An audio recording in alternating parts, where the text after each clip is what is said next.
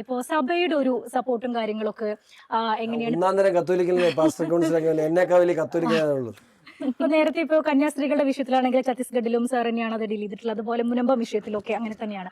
അതൊരു ക്രിസ്ത്യൻ ആയതുകൊണ്ട് അങ്ങനെ ഏൽപ്പിക്കുന്നതാണോ ശരിക്കും? അതോ അങ്ങനെയല്ല, ഞാൻ ഈ എല്ലാ വിഷയവും തോട്ടിട്ട് പിടിക്കുന്ന ആളാണ്.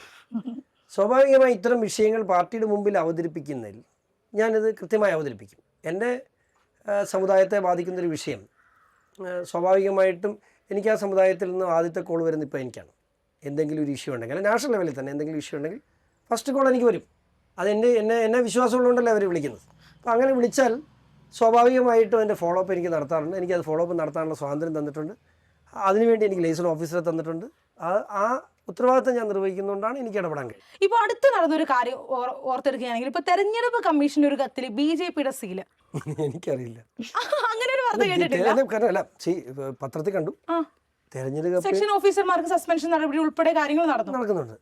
ഇപ്പം BJPയുടെ സീല് അവരടിച്ചോണ്ട് പോയാലും ഞങ്ങൾക്ക് എന്ത് ചെയ്യാൻ പറ്റും?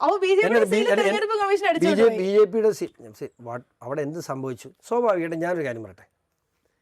ഞാൻ എൻ്റെ ഒരു പാർട്ടി രജിസ്റ്റർ ചെയ്യാൻ വേണ്ടി അന്ന് കേരള ജനപക്ഷം സെക്കുലർ രജിസ്റ്റർ ചെയ്യാൻ വേണ്ടി ഞാൻ അവിടെ പോയി ലാസ്റ്റ് സീലും വെച്ച് തിരിച്ചു പോന്നപ്പം എൻ്റെ സീല് ഞാൻ അവിടെ മറന്നു വെച്ചിട്ടാണ് വന്നു. സിമ്പിൾ 3 സീലുമായിട്ട് പോയി. എൻ്റെ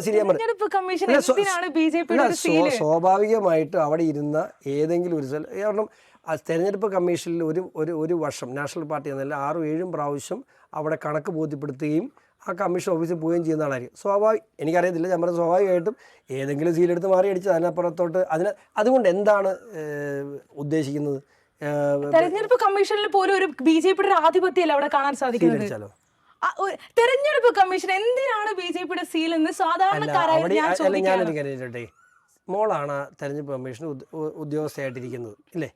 മോൾ ഈ സീലെടുത്ത് അടിക്കുമോ? ആ ഇരിക്കുന്ന വിവരദോഷിക്ക് വിവരം ഇല്ലാത്തതിന് നമുക്ക് അവിടെ ഇരുന്നൊരു സീലെടുത്ത് ആരും നോക്കാതെ എടുത്ത് അടിച്ചു, മോൾ അടിക്കുമോ?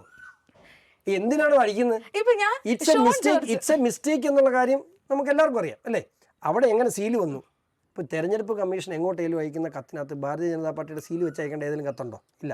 സോ ഞങ്ങളാരും ഞങ്ങളുടെ സീല് കൊണ്ട് അവിടെ തെരഞ്ഞെടുപ്പ് കമ്മീഷന് കൊടുക്കേണ്ട കാര്യമുണ്ടോ? ഇല്ല.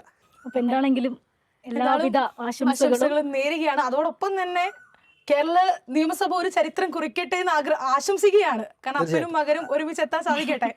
അവിടെ ഞാൻ പപ്പ പറഞ്ഞു ഇവന് ഞാനായിട്ട് അവിടെ സഭയില് അടികൂടേണ്ടി വരും. Thank you so much.